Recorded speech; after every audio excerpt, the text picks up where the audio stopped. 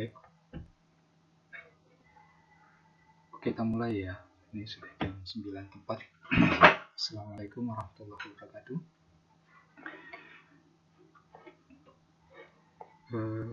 Malam ini pembahasan kita tentang penggunaan fungsi nonlinear ya. Sebelum pekan lalu kita sudah bahas sebagian materi tentang fungsi nonlinear.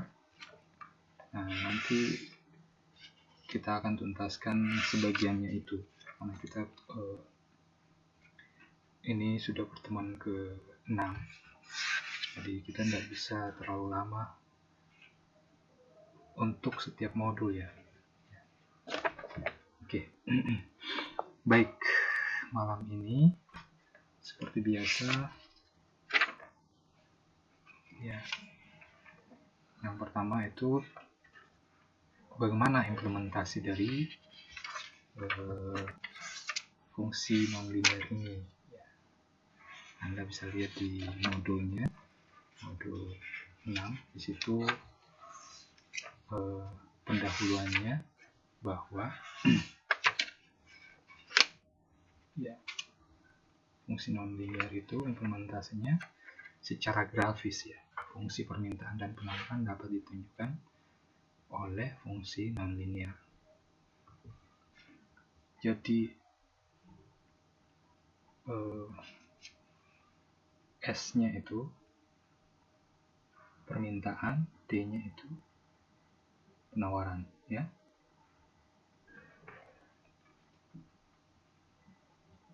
Di sini disebutkan S-nya itu apa, T-nya itu apa. Ya. Jadi ini adalah permintaan yang biasanya dia sejalan dengan jumlah ya. Sedangkan ini penawaran biasanya sejalan dengan price atau harga ya.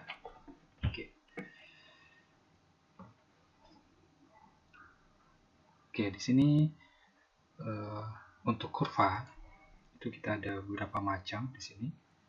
Nah, untuk parabola, jadi khusus kita halo tes 1 2 ya, enggak apa-apa, 1 2 bisa didengar, 1 2 halo. Oke, jadi untuk parabola, jadi kita gunakan parabola di sini untuk merepresentasikan penggunaan fungsi nonlinear ya pada fungsi permintaan dan penawaran ya. Nah, di sini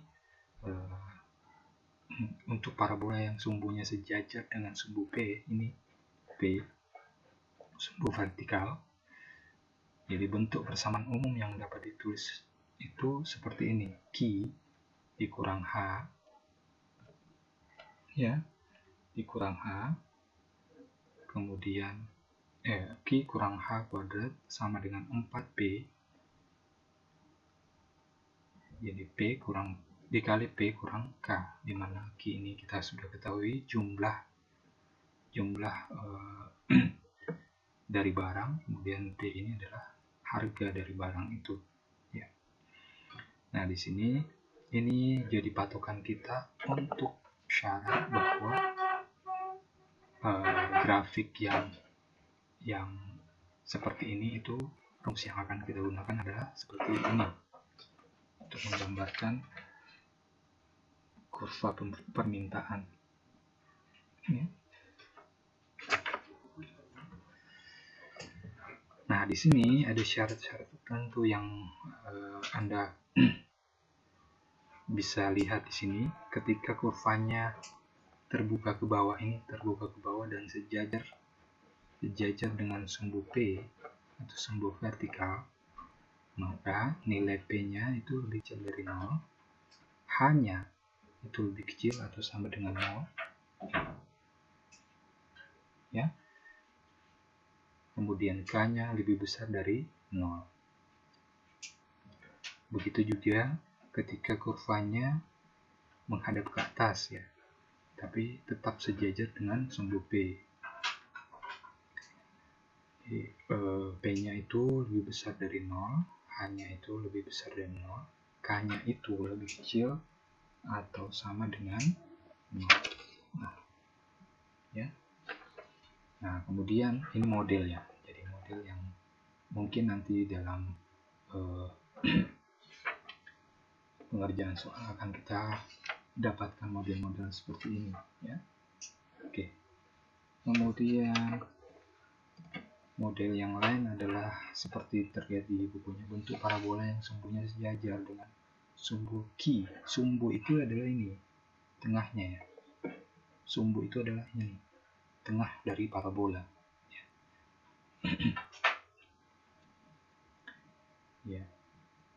Sumbu yang sejajar dengan sumbu Q. Sumbu parabola ini yang sejajar dengan sumbu Q. Misalkan ini ada parabola ya, atau lebih jelasnya ada parabola itu setengah lingkaran kayak gini, atau gini ya, atau gini, atau gini ya. Nah, sumbunya itu ada di sini yang simetris ya. Sumbu itu ini andaikan lurus ya. Nah, ini sumbu. Nah, ini sumbunya itu seperti ini ya. Ini sumbunya itu sejajar dengan ya, ini kan sejajar dengan sumbu Q. Nah,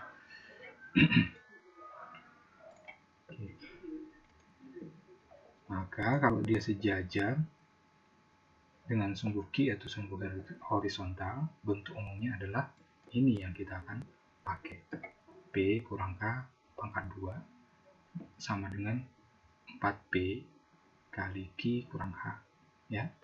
Dimana hukum-hukum dari aturan ini, P lebih kecil kalau misalkan parabolanya menghadap ke kiri ya, menghadap ke kiri, terbuka ke kiri maksudnya, maka P lebih kecil daripada 0, H itu lebih besar daripada 0, K itu lebih kecil daripada 0. Sedangkan untuk dia terbuka ke kanan, parabolanya ke kanan terbukanya, maka P lebih besar dari 0, H lebih kecil atau sama dengan 0, K lebih besar sama dengan K lebih besar dari 0, tidak ada sama dengan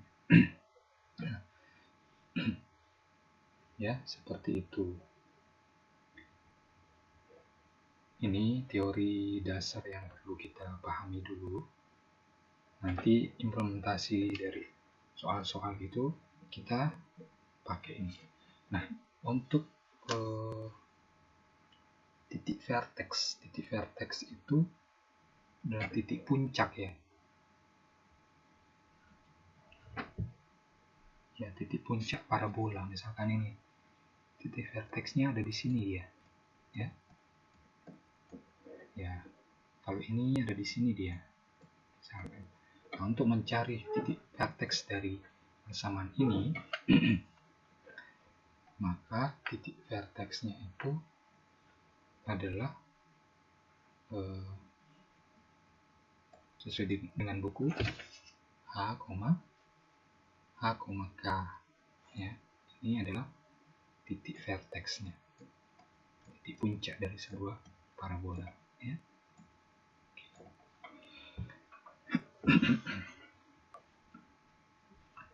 Nah, dari persamaan ini dan persamaan sebelumnya itu kita bisa dapatkan titik vertexnya ini ya, H, K. Itu ya.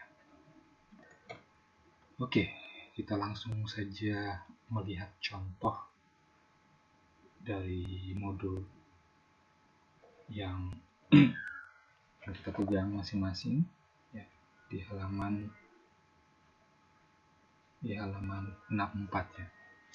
Contoh, gambarkan kurva permintaan yang ditunjukkan oleh persamaan P sama dengan 11 kurang Q kurang 1/4 kali Q pangkat 2 ya. Ini Q pangkat 2 ya. Sorry, ini salah saya. Q pangkat 2. Q pangkat 2. Ya. Bukan Q2 ya. Q pangkat 2. Nah, kita coba mengurai jawaban dari soal ini. Walaupun sudah ada di buku, saya coba lagi untuk mengurai supaya bisa lebih jelas.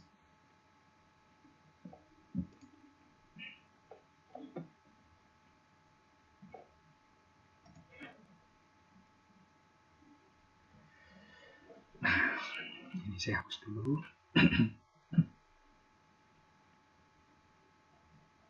Nah,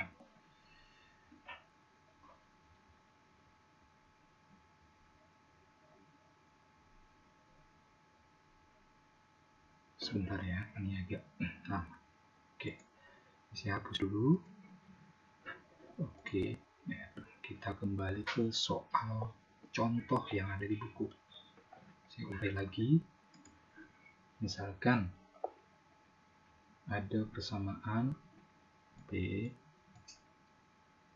sama dengan 11 kurang Q dikurang 1/4 Q kuadrat ya. Q kuadrat ya.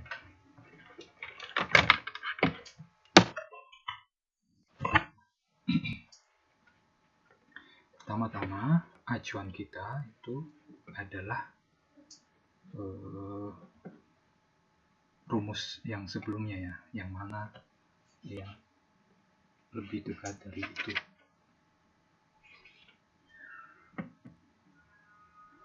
Karena dia ya, kita lihat ya,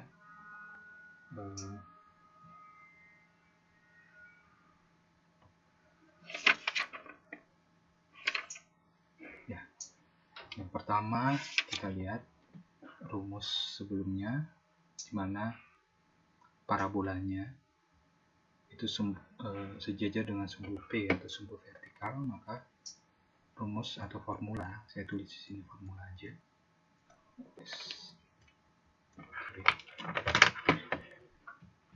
Formula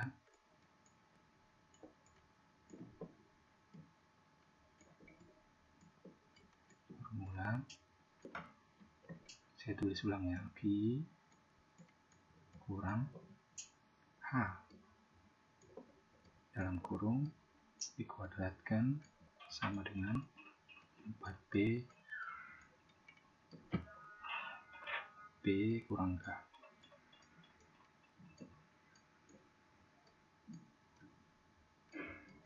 Ya. Dan parabola yang terbuka ke samping itu ya, ini yang parabola terbuka ke atas atau ke bawah ya. Ke samping P kurang K pangkat 2 sama dengan 4P Q kurang H.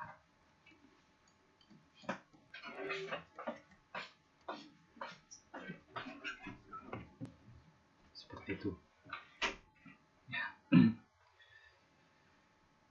Oke, nah kita coba menyelesaikan persoalan ini. Apakah dia mendekati ini kah atau mendekati persamaan ini, yang pertama atau kedua ya.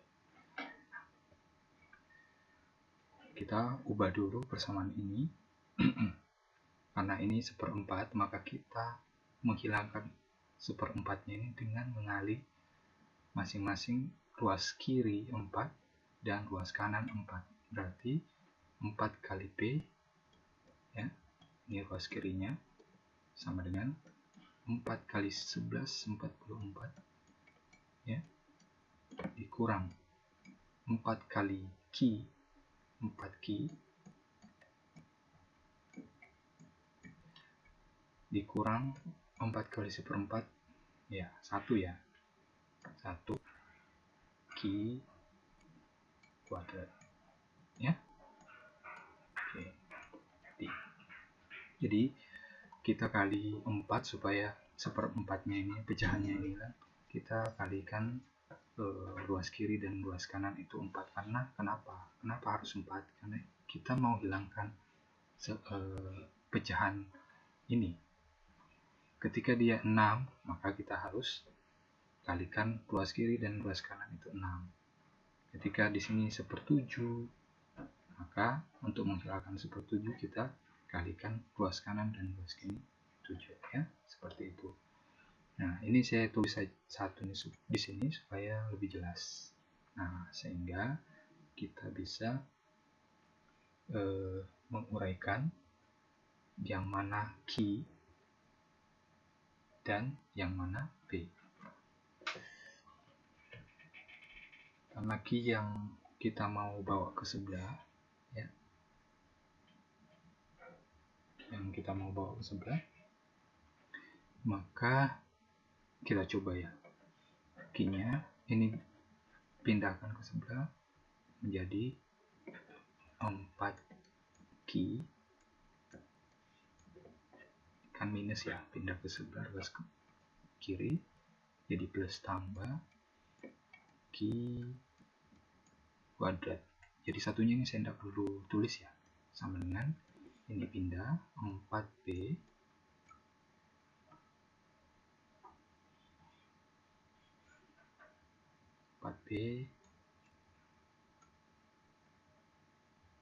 ditambah 4.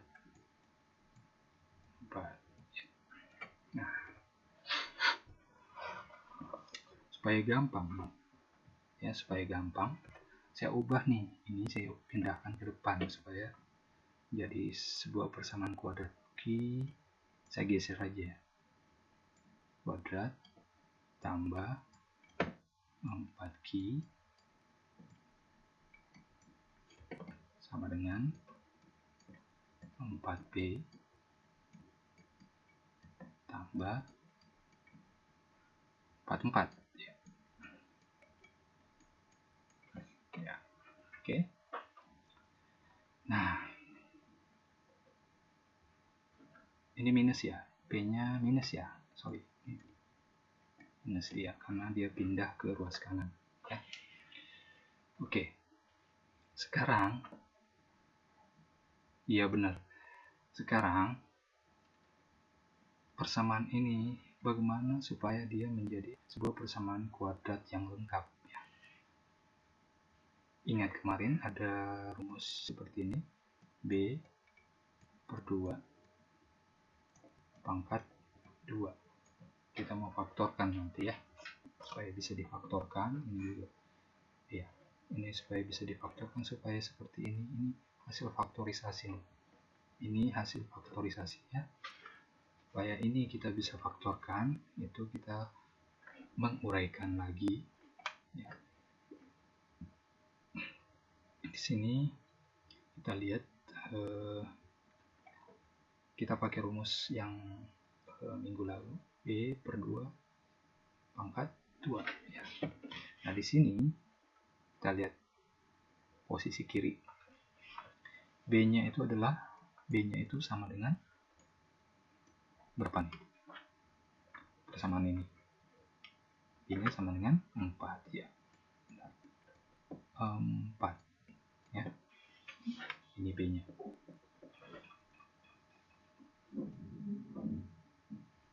Nah, kalau dimasukkan ke dalam sini berarti 4 per 2 ya, pangkat 2 sama dengan 4 ya kan, 4 bagi 2 pangkat 2.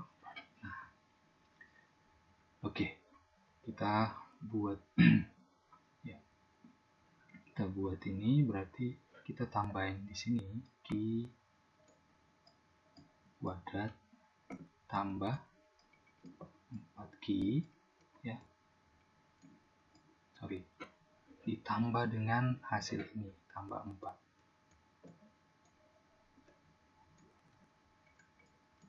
dengan minus 4P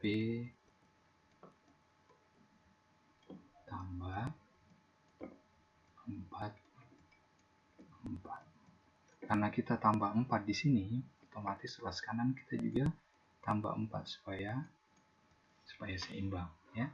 Jadi hasilnya adalah Q pangkat 2 ya tambah 4Q tambah 4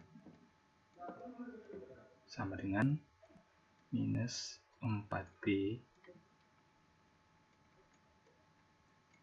4 tambah 4 itu 8 ya. 8.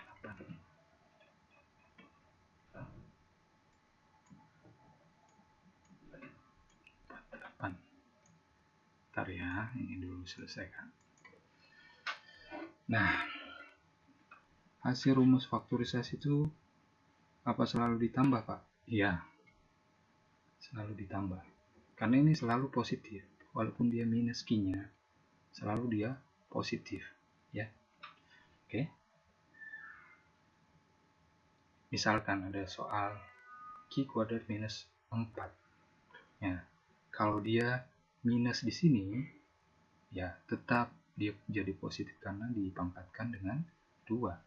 Misalkan minus 4 per 2, berarti hasilnya minus 2 kan? Minus 2 dikali minus 2 itu sama dengan 4 positif. Oke. Setelah ini kita dapatkan persamaan di sebelahnya ini baru bisa kita faktorkan. Kira-kira faktorisasinya berapa nih? Ini kali ini berapa? Nah, Q di sini. Karena Q yang ada di sini ya. Q dengan Q. Nah, iya. Karena 2 ya. Tambah 2. Tambah 2. Kemudian tambah 2. Sama dengan minus 4P tambah 48. Ya. Oke. Jadi bisa diuji Q kali Q kuadrat. Q kali 2, 2Q ya. Plus 2 kali Q, 2Q. Berarti di sini 2Q plus 2Q sama dengan 4Q. 2 kali 2, 4. Ya, sama ya. Nah, bisa dipersingkat untuk persamaan atau formula seperti ini, kita bisa dapatkan Q, ya, saya bisa tulis begini, pangkat 2 kan dia sama, ya, dipangkatkan 2, sama dengan minus 4P tambah 48. Ya. Oke. Nah, dari persamaan ini kita bisa simpulkan bahwa nilai P-nya yang ada di sini,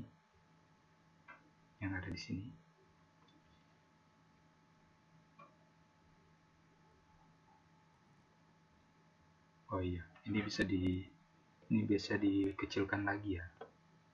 Sorry, Q tambah 2 pangkat 2, jadi ini 2Q 4 atau 4 nya dikeluarin sama dengan 4 ya minus kali P. Nah, 48 bagi 4 berapa nih? 12 ya. Oh sorry, ini minus ya, karena plus nantinya. 12 kali 4 itu 48 ya. 12. Nah, oke. Ini minus 4 kali P minus 4P minus 4 kali minus 12 itu positif 48. Nah, kita lihat nih yang paling mirip dari sini itu yang mana nih? Ya, paling mirip itu adalah ini, berarti kurvanya terbuka ke atas atau ke bawah. Terbuka ke atas atau ke bawah. Nah, dari sini kita bisa inisialisasi nilai P-nya itu berapa, ya.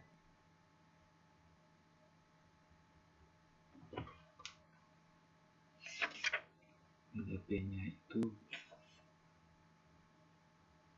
di sini. Oh iya, di sini nilai P-nya adalah minus 1 ya di sini. Nilai P-nya itu minus 1. Hasilnya kan di sini 4P ya. Minus 1. Kemudian H-nya itu 2 atau minus 2, sorry. H-nya itu minus 2. H-nya itu 12.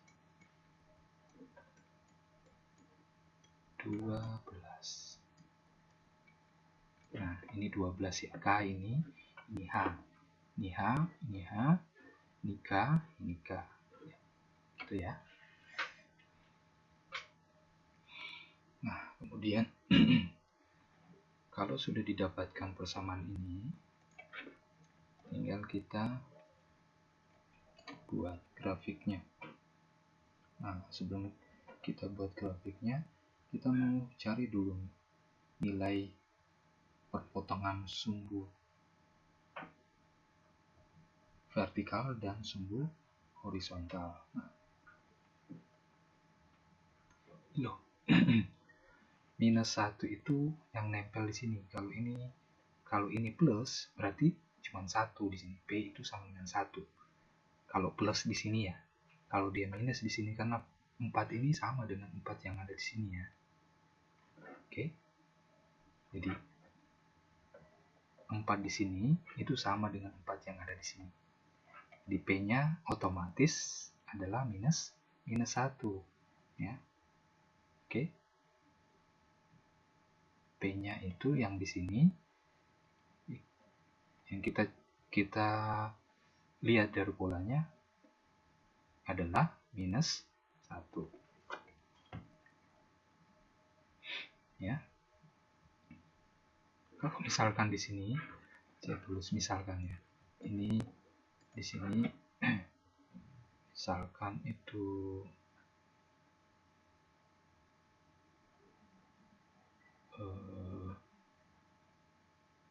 apa ya, 4P. Misalkan di sini 8 ya. Maka nilai P-nya itu misalkan di sini tertulis begini. P dikurang 12. Maka yang dilihat P yang ada di sini. Kira-kira P-nya berapa di sini? P-nya berapa di sini?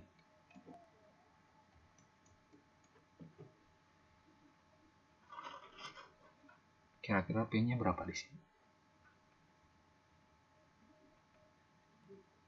Oh, kok 1? P-nya berapa? Kok 4? Siapa yang tahu? Kok minus 1? Ya 2. 4 kali 2. Ya, bisa dikatakan ini polanya nih. Ini polanya. Ya. P kurang 12 ya kan? Enggak. Berarti P-nya di sini adalah ini. P-nya itu adalah 2. Ya. Nah, di sini karena dia minus, berarti P-nya adalah minus 1. Oke. Oke. Nah, kita lihat di sini. Kemudian kita cari perpotongan sumbu vertikal. Nah, dari sini kita bisa tuliskan ketika Q-nya sama dengan 0 dari persamaan ini, maka P-nya berapa kira-kira? Ini aja lah ya. Berarti 0 tambah 2 pangkat 2 kurang sama dengan 4 minus 4P tambah 48 ya. Nah, ini 4 ya, sama dengan minus 4P. Ini pindah ke sini, minus tambah minus 48 ya. Nah, kira-kira minus 48 dikurang 4 itu berapa nih? Minus berapa? 44 ya. 44 minus 44 ya kan, sama dengan minus 4P, sehingga kita bisa tuliskan karena minus dengan minus ini kan jadi positif ya, di sebelah kiri minus, di sebelah kanan minus, jadi kita bisa tuliskan P sama dengan 44 bagi 4 sama dengan 11. Oke.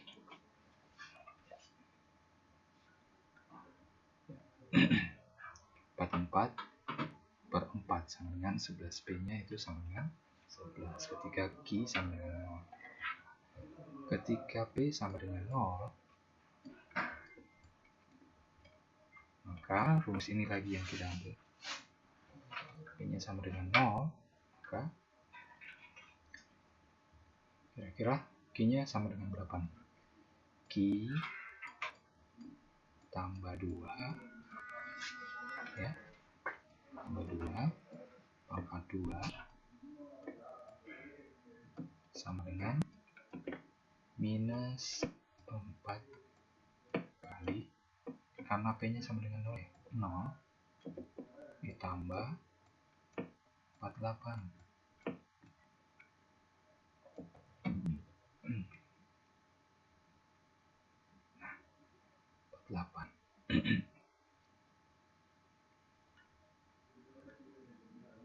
jadi ini 0, berarti kalau kuadrat sebelah kiri kita mau jadikan dia tidak kuadrat, maka kuadratnya ini digeser ke sebelah kanan menjadi akar.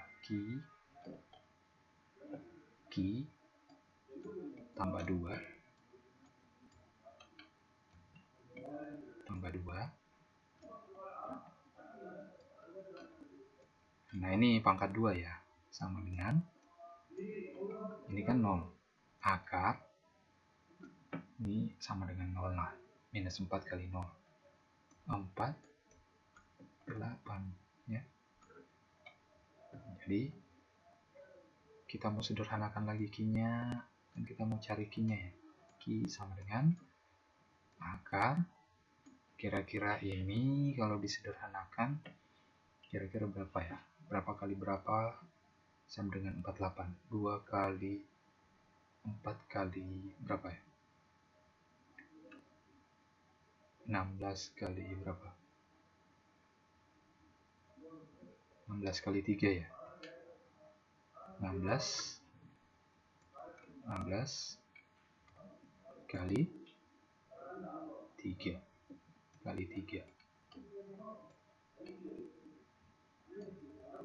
ya, ini kakak. Nah, ini ya kan, saya kurungkan dulu supaya tidak bingung. 16 kali 3 sama dengan akar 48 juga kan. Nah, duanya ini pindahkan ke ruas kanan, jadi minus 2 ya. Nah, di sini kita bisa lihat 16 itu akar 16 berapa? 4. Bisa kita keluarkan dia 4 ya. Tinggal akar 3 nggak ada kan? Nah, tetap akar 3 minus 2. Ya, karena di sini akar, jadi plus minus dia. Plus minus. Ya. Jadi plus minus, sehingga bisa kita balik, ya, Q sama dengan minus 2. Karena dia plus minus, kita ambil plusnya dulu, plus 4 akar 3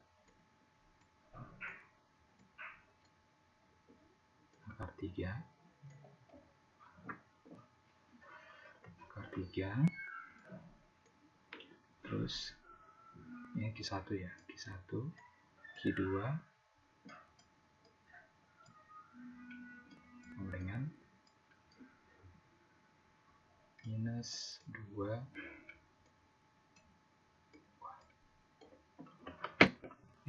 nih ya. Minus 2 dikurang 4 akar 3. Ya, seperti itu. Inilah hasil dari persamaan yang ini. Persamaannya menghasilkan 0 jadi 0,11 ini kan, 0,11 dan apa nih, ini koma 0, Q1, 0, Q2, 0. Sehingga kita bisa gambarkan di sini,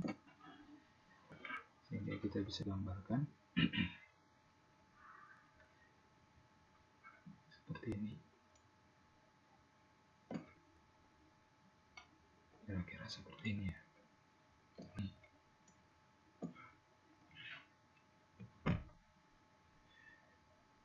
4 akar 3 itu berapa sih? 4 akar 3 berarti 4, sekian ya.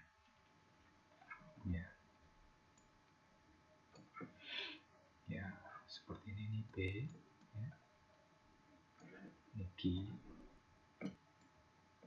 ya. Sehingga kita bisa dapatkan untuk Q sama dengan 0, P nya itu 11 ya, 11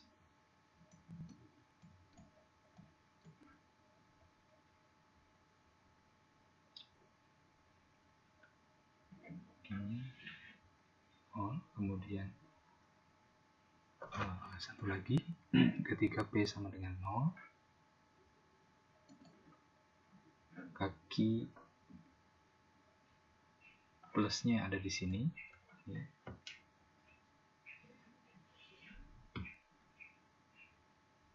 Plusnya ada di sini, minus 2 ya, minus 2 ditambah 4 akar 3, kemudian di sini Q2 nya minus 2, ini pasti minus ya, karena ini minus dikurang 4 akar 3, ini kita perkirakan dia plus karena ini 4, sekian dikurang minus 2 itu positif. Ada di sini minus 2 dikurang 4 akar 3 ya, seperti itu. Jadi kalau mau digambarkan kurvanya ya melingkar begini ya, seperti itu ya.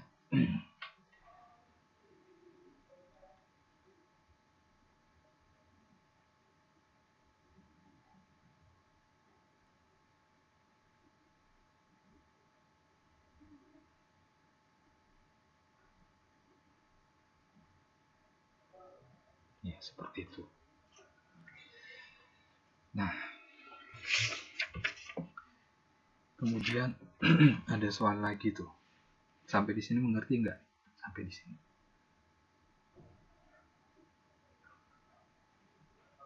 Paham nggak sampai di sini? Halo, halo.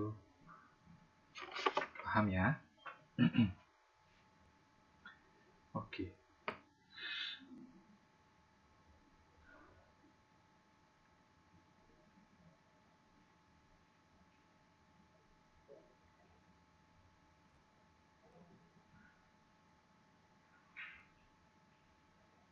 Ya. Oke. Nah, kemudian kita coba masuk ke dua buah grafik ya. Jadi permintaan dan penawaran bersama-sama. Kita lihat di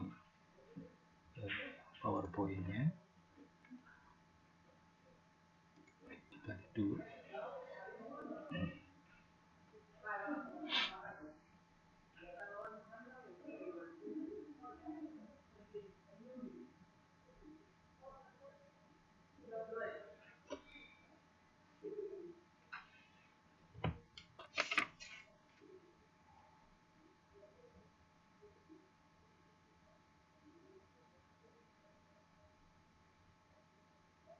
Iya. Oke. Sebentar ada kesalahan nih ya. Jadi ini adalah vertex-nya. Ini, sorry.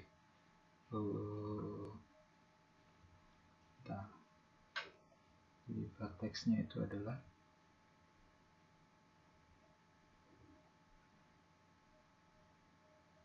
minus 1. Vertex-nya itu H minus 2 K 12.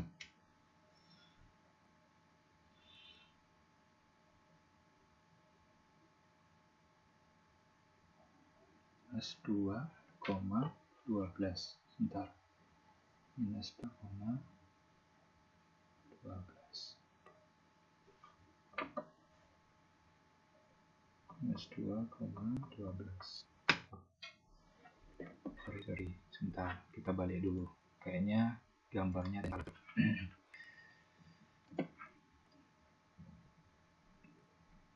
Ya, kita lihat nih. Gambarnya kita lihat. Ya, tidak diperhitungkan tadi titik vertex-nya ya.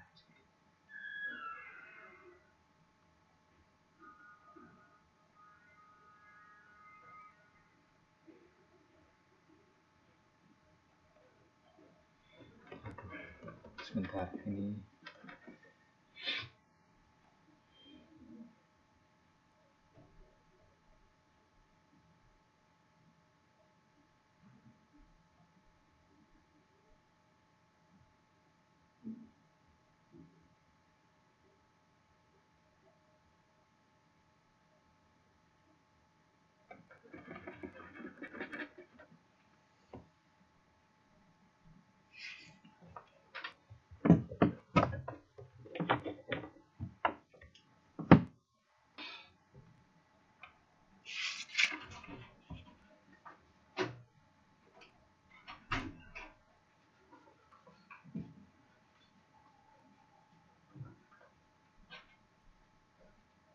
sebentar ya. Jadi kita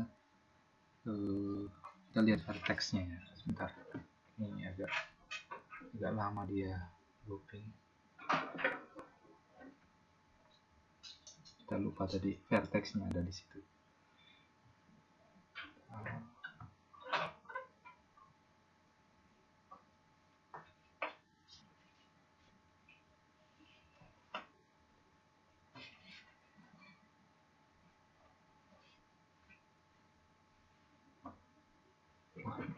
Lama nih.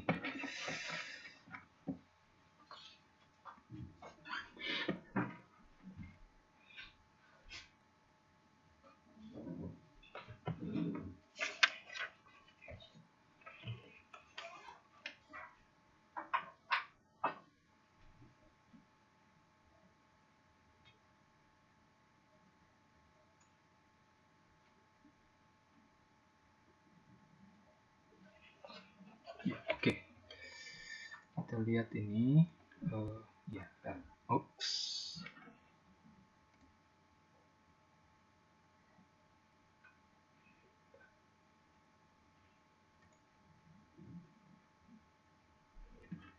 ada apa ini, sebentar, waduh,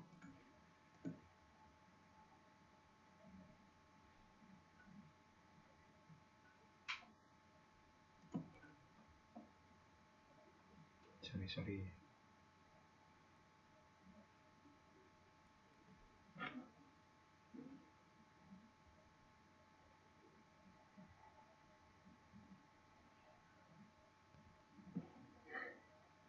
Halo.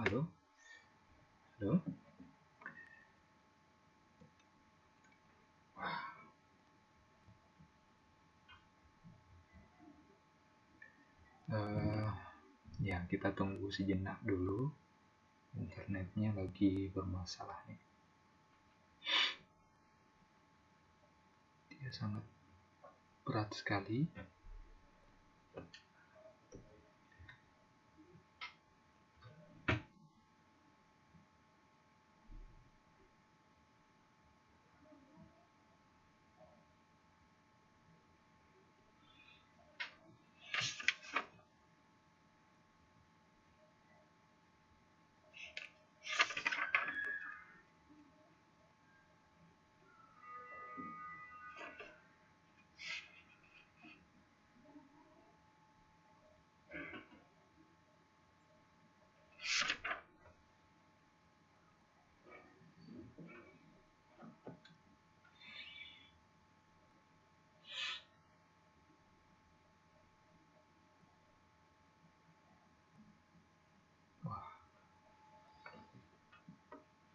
Sabar ya, ini internetnya lagi ngadet.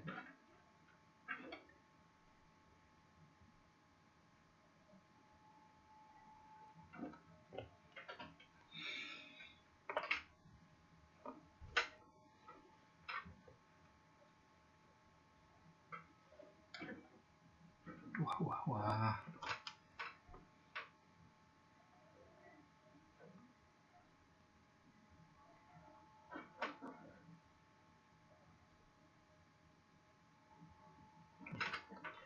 Oke.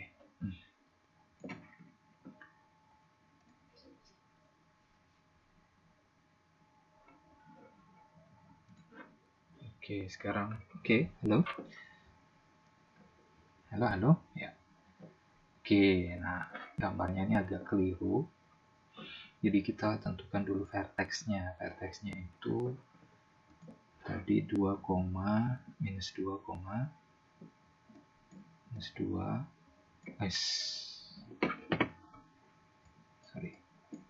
vertexnya itu minus 2, 12.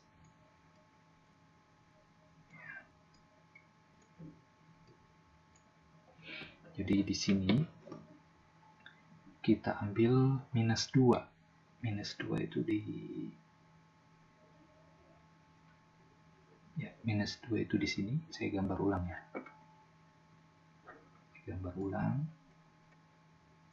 Oke, ini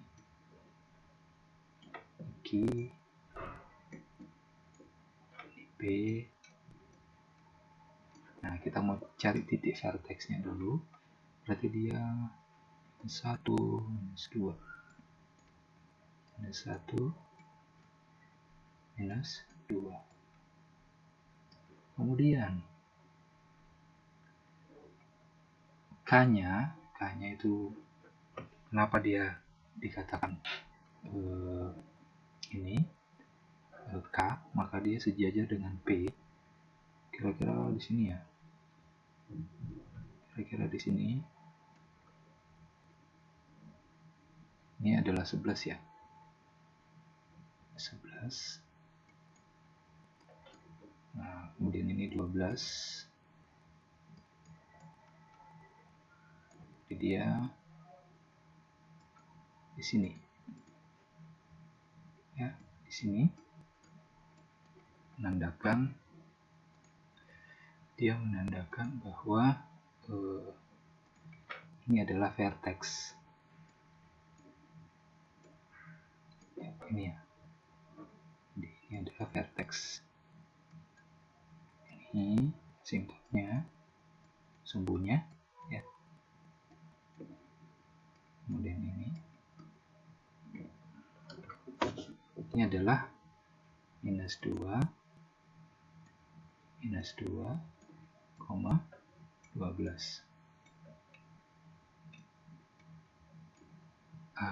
Gitu. Sehingga untuk penggambaran grafiknya kita bisa gunakan ini perpotongan dia, perpotongan ini yang namanya perpotongannya. Dari vertex ke P sama dengan 11. Nah, sehingga untuk menggambarkan grafiknya ke sini ya, ke sini itu minus 2 tambah minus 2 ditambah 4 akar 3 ya.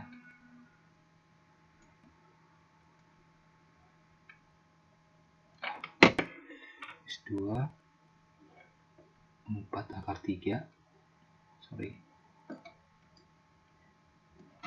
dan di sini kira-kira di sini ya, kira-kira di sinilah ya, minus 2 minus 4 akar 3 ya. Sehingga kita bisa tuliskan kurvanya kayak gini ya. Ini kurang bagus, jelas vertex itu titik puncak ya. Ini saya punya kurang bagus. Aduh. Oke. Ya, seperti itu. Jadi dia terbuka ke bawah. Ya. Ini adalah titik potongnya. Ini yang kita cari tadi. Ini adalah titik potong. Dan ini pun juga titik potong yang di sini dan di sini. Oke.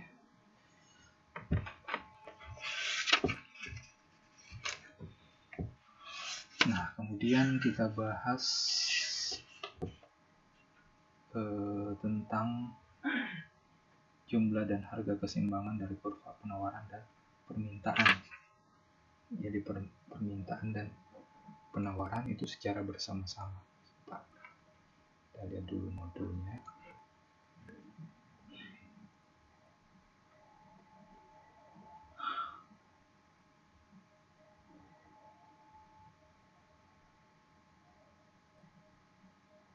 Iya, ya seperti ini ya. Kita lihat dulu modulnya. Nah, ini latihan, nanti kita bisa lihat. Nah, nggak ada ya. Kita lihat modul langsung di buku aja. Di buku itu ada contoh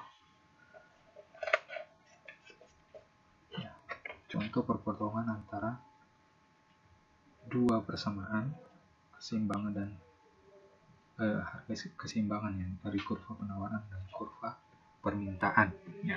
Kita bisa lihat soalnya. Oke, saya jelaskan di sini ya. Ketika ada soal seperti yang ada di modul ini ya.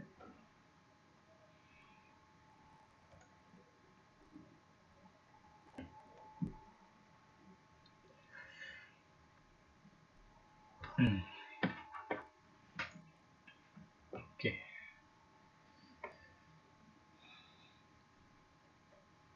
Ini saya jelaskan dulu ya, perpotongan antara kurva penawaran dan kurva permintaan.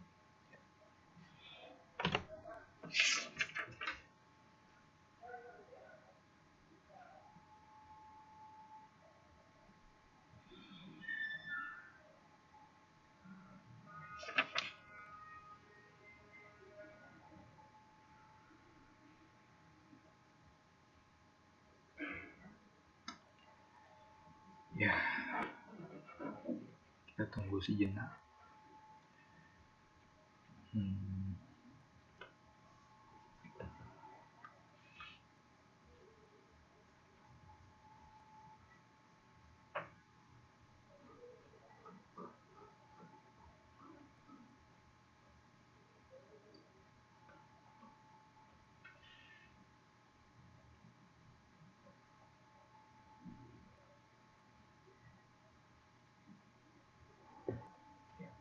Sejenak, masih looping dia, masih.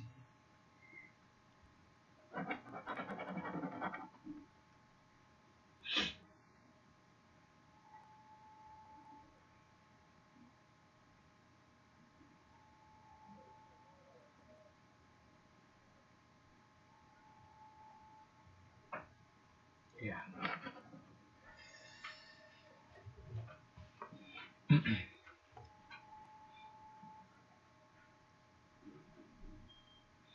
Jadi P di situ menandakan bahwa dia terbuka ke atas atau terbuka ke bawah. P-1 berarti dia terbuka ke bawah. Kalau P plus maka dia terbuka ke atas ya.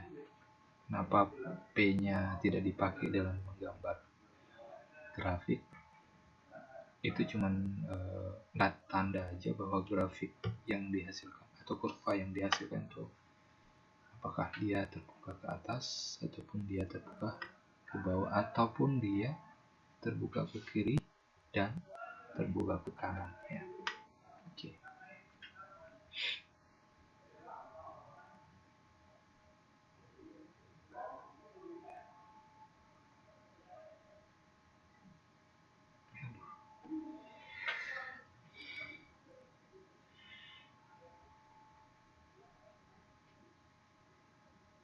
Ya. Sebentar dulu. Kita lihat ya. Apa dia bisa begini?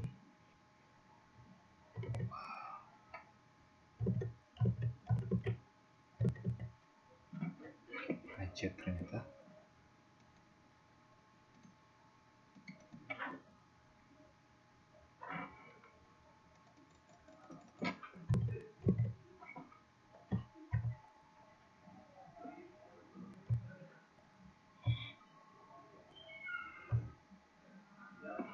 Oke.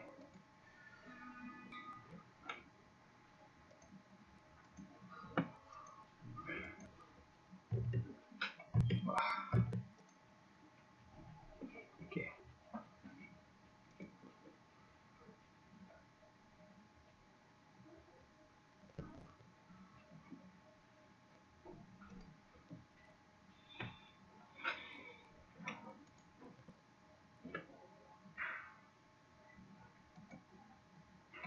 Ya.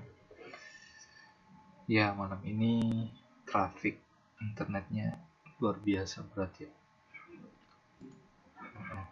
Trafiknya terlalu sibuk. Oke. Wah.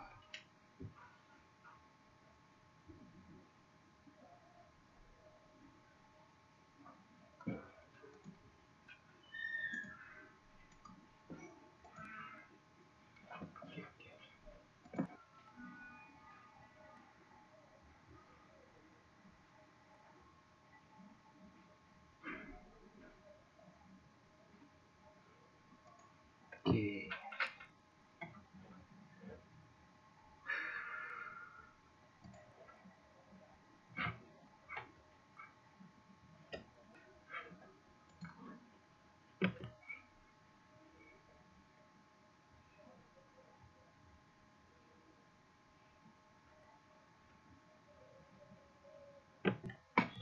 Ya, luar biasa